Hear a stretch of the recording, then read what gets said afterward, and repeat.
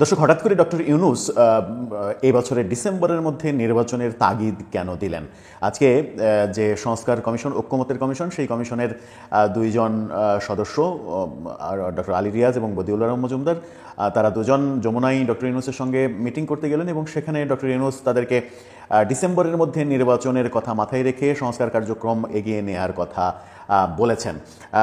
সংস্কার কমিশনের যে প্রেস নোট, সেই আসসালামু আলাইকুম দর্শক, নতুন একটি সংবাদে আপনাদের সবাইকে স্বাগতম। তো প্রিয় দর্শক, বর্তমানে বাংলাদেশে যে পরিস্থিতি চলছে তারই উপর ভিত্তি করে আপনাদের সামনে কিছু গুরুত্বপূর্ণ ভিডিও নিয়ে হাজির হয়েছে। তো ভিডিও শুরুটা দেখে আপনি বুঝতে পারছেন যে আজকের ভিডিওটা কতটা গুরুত্বপূর্ণ এবং কোন বিষয়টিকে ইঙ্গিত করছে। তো যারা ভিডিওটি অন করছেন তাদের বলবো আপনারা না টেনে পুরো ভিডিওটি দেখতে থাকুন, তাহলেই বুঝতে পারবেন আজকের ভিডিওটা কতটা গুরুত্বপূর্ণ এবং কোন বিষয়টিকে আসলে নির্দেশ করছে। তো আমি আর এই বিষয় নিয়ে বেশি কথা বলবো না, তো চলুন আমরা দেখে আসি সেই কাঙ্ক্ষিত ভিডিওগুলা। তার আগে বলবো, যারা এখনো পর্যন্ত চ্যানেলটি সাবস্ক্রাইব করেননি অবশ্যই চ্যানেলটি সাবস্ক্রাইব করে পাশে থাকা বেল আইকনটি ক্লিক করে রাখবেন। আর যারা ইতিমধ্যে চ্যানেলটি সাবস্ক্রাইব করে রেখেছেন তাদেরকে অসংখ্য ধন্যবাদ। তো চলুন দর্শক, ভিডিওটিতে একটি লাইক দিয়ে আমরা সবগুলো ভিডিওর আলোচনা ধারাবাহিকভাবে দেখে আসি। সেখানে ডক্টর ইউনূস তাদেরকে ডিসেম্বরের মধ্যে নির্বাচনের কথা মাথায় রেখে সংস্কার কার্যক্রম এগিয়ে নেওয়ার কথা বলেছেন।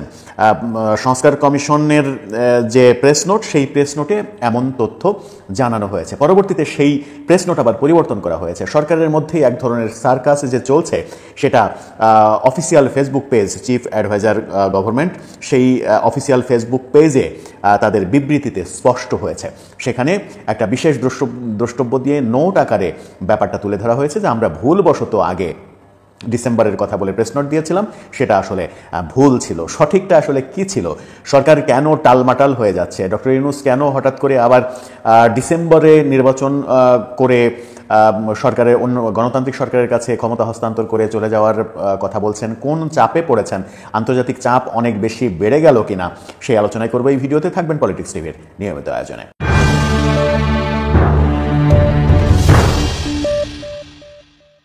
দর্শক, পলিটিক্স টিভির নিয়মিত ভিডিওগুলো এখন থেকে স্পন্সর করছে প্রজাপতি.tv, নতুন ওটিটি প্ল্যাটফর্ম। আপনারা চাইলে ইউটিউবে, ফেসবুকে, ইনস্টাগ্রামে, টিকটকে দেখে নিতে পারেন। ডেসক্রিপশন বক্সে লিঙ্ক দেওয়া থাকবে, সেখান থেকেও আপনারা দেখে নিতে পারেন প্রজাপতির কার্যক্রম। চলে যাচ্ছি মূল ভিডিওতে। দেশের সেনাপ্রধান যখন দেশের বাইরে অবস্থান করছিলেন, আজকে সেনাপ্রধান ফিরে এসেছেন।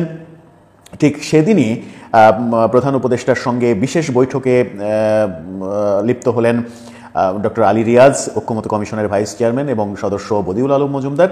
এই দুজন প্রধান উপদেষ্টার সঙ্গে কথা বললেন যমুনায়। আজকে বিকেলের ঘটনা সেটি। তারপরে ঐক্যমত কমিশনের থেকে একটা প্রেস নোট দেওয়া হয়। সেই প্রেস নোটে বলা হয় যে আগামী ডিসেম্বরের মধ্যে নির্বাচনের কথা মাথায় রেখে রাজনৈতিক দলগুলোর সঙ্গে সংস্কার কার্যক্রম নিয়ে আলোচনা অব্যাহত রেখে তাদের কার্যক্রম চালানোর জন্য প্রধান উপদেষ্টা তাদেরকে তাগিদ দেন এবং সেখানে জনসচেতনতা তৈরির কথাও বলা হয়।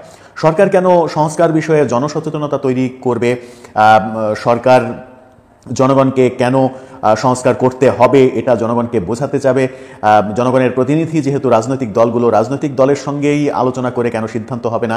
আলাদা করে কার্যক্রম হাতে নিয়ে জনসচেতনতা কেন তৈরি করতে হবে? সেটাও একটা বড় প্রশ্ন।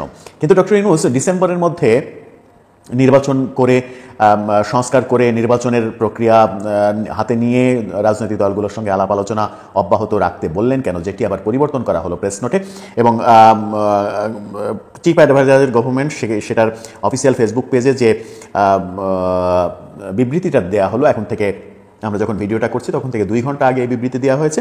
এবং সেই বিবৃতি এর আগে সংস্কার কমিশনের যে প্রেস নোট, সেই প্রেস নোটে ভুল করা হয়েছে এমনটা বলা হয়েছে। সংস্কার কমিশন প্রেস নোটে কেন ভুল করবে, যেখানে বলা হয়েছে যে ডক্টর ইউনূস ডিসেম্বরের মধ্যে নির্বাচনের কথা বলেছেন? ডক্টর ইউনূস হঠাৎ করে ডিসেম্বরের মধ্যে নির্বাচনের কথা কেন বললেন? আন্তর্জাতিক চাপ বেড়ে গেল কিনা? আমেরিকার চাপ বেড়ে গেছে, এটা আমরা আগে থেকেই জানি। সেনাপ্রধান রাশিয়াতে সফর করেছেন। ভারতীয় মিডিয়ায় বিভিন্নভাবে বলা হচ্ছে যে ভারতের বন্ধু রাশিয়ায় সফরে রাশিয়াকে দিয়ে বাংলাদেশের গভর্নমেন্টকে এক ধরনের চাপ দেওয়া হবে যেন ডিসেম্বরের মধ্যে নির্বাচন হয়। ভারতের চাপ বেড়েছে।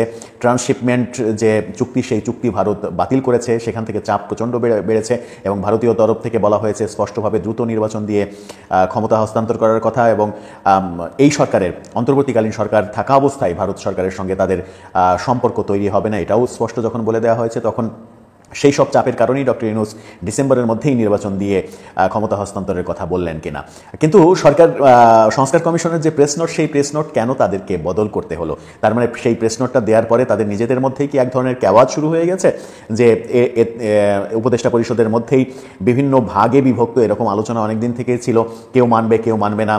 বিশেষ করে সরকারের ছাত্র উপদেষ্টা, যাদের কর্তৃত্ব উপদেষ্টা পরিষদের সব থেকে বেশি, তারা এটার বিরুদ্ধোচ্চারণ করার ফলেই অফিসিয়াল ফেসবুক পেজে বিবৃতি দিয়ে সেটা পরিবর্তন করতে হলো কিনা সেটা একটা বড় বিষয়। বিবৃতি পরিবর্তন করে যেটা দেয়া হয়েছে সেটা হচ্ছে যে আগামী ডিসেম্বর থেকে 2026 সালের জুন মাসের মধ্যে জাতীয় নির্বাচনের লক্ষ্য নিয়ে সংস্কার কার্যক্রম দ্রুত এগিয়ে নেওয়ার তাগিদ দিয়েছেন প্রধান উপদেষ্টা এবং জাতীয় ঐক্যমত্য কমিশনের চেয়ারম্যান প্রফেসর ইউনূস। এর আগে যেটা প্রেস নোটে বলা হয়েছিল যে আগামী ডিসেম্বরের মধ্যে জাতীয় নির্বাচনের লক্ষ্য নিয়ে সংস্কার কার্যক্রম দ্রুত এগিয়ে নেওয়ার কথা বলেছেন তিনি। সেখানে বলা হয়েছে যে বিএনপির সঙ্গে আগামী বৃহস্পতিবার মিটিং হবে। এর মাঝে 8টি দলের সঙ্গে মিটিং হয়েছে। বিএনপির সঙ্গে মিটিংয়ের পরে অনেক কিছুই স্পষ্ট হয়ে যাবে। সেখানে বলা হয়েছে সংস্কার কার্যক্রমের বিষয়ে জনমত যাচাই এবং সেই বিষয়ে জনসচেতনতা সৃষ্টির লক্ষ্যে বিভিন্ন কর্মসূচি গ্রহণ করা হয়েছে। সেখানেই একটা বড় প্রশ্ন যে জনসচেতনতা কেন তৈরি করতে হবে সংস্কার বিষয়ে? কারণ জনগণের প্রতিনিধিত্ব করে রাজনৈতিক দলগুলো, রাজনৈতিক দলের সঙ্গে আলোচনা ক্রমেই সিদ্ধান্তটা হওয়া উচিত, নতুবা জনগণের মতামত নেওয়ার একমাত্র উপায় হচ্ছে গণভোট করা। সরকার কি গণভোটের দিকে যাবে? সংস্কার বিষয়ে সরকার গণভোট করবে, গণভোট করে জনমত যাচাই করবে? সেই লক্ষ্যেই তারা জনসচেতনতা সৃষ্টির জন্য বিভিন্ন কার্যক্রম হাতে নিচ্ছে, সেই প্রশ্নগুলো আসছে। তিনি এই বিবৃতির শেষে যেখানে ব্র্যাকেটে সেই যে ভুল, সেই ভুলটা লিখে দেওয়া হয়েছে এবং সেখানেই মূলত আমার মনে হয় যে গোমরটা ফাঁস হয়ে যায়। সেই সরকারের মধ্যেই ঐক্যমত্যের অভাব রয়েছে, সরকারের মধ্যেই নানা রকমের বিভেদ রয়েছে। সেখানে লিখা হয়েছে, ইতিপূর্বে ঐক্যমত্য কমিশনের দেয়া প্রেস নোটে ভুলবশত কেবল ডিসেম্বর মাসের কথা উল্লেখ করা হয়েছিল। প্রকৃতপক্ষে বৈঠকে প্রধান উপদেষ্টা ও জাতীয় ঐক্যমত্য কমিশনের চেয়ারম্যান আগামী ডিসেম্বর থেকে 2026 সালের জুনের মধ্যে জাতীয় নির্বাচনের লক্ষ্য নিয়ে সংস্কার কার্যক্রম এগিয়ে নেওয়ার তাগিদ দিয়েছেন। তার মানে হচ্ছে যে তাদের নিজেদের মধ্যে ভুল বোঝাবুঝি তৈরি হয়েছে এবং যখন বিভিন্নভাবে বলার চেষ্টা করা হচ্ছে যে এই সরকারকে আরও 5 বছর ক্ষমতায় রাখা উচিত, জনগণের মধ্যে এক ধরনের দাবি তৈরি করার চেষ্টা করা হচ্ছে এবং যেটাকে অনেকে সমালোচনা করছেন যে এগুলো সবই পরিকল্পিত কার্যক্রম।